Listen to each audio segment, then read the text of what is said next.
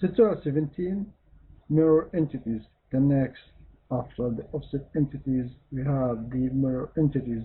This is also a time-saving tool which is eliminating the time for creating a new sketching by using some type of mirror, as well as the convert and offset.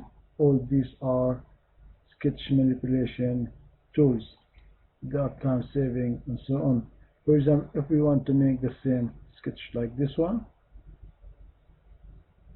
to be on the opposite side, so that need some time to be created, but you can do it by mirroring this sketch on a mirroring line.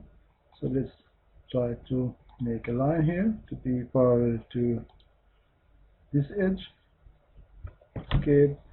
So this line can be a mirror line, so we can convert it into construction as well.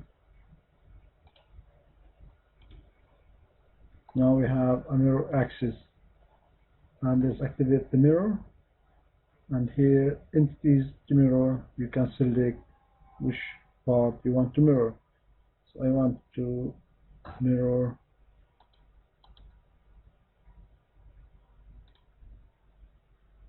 so let's make sure that we are in,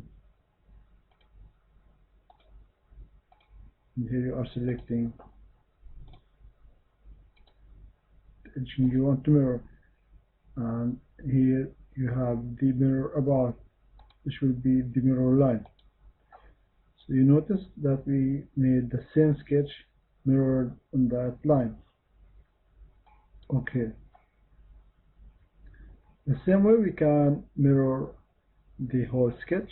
Just activate mirror entities and select the whole sketch by selecting box. Mirror about. So when you are done, okay.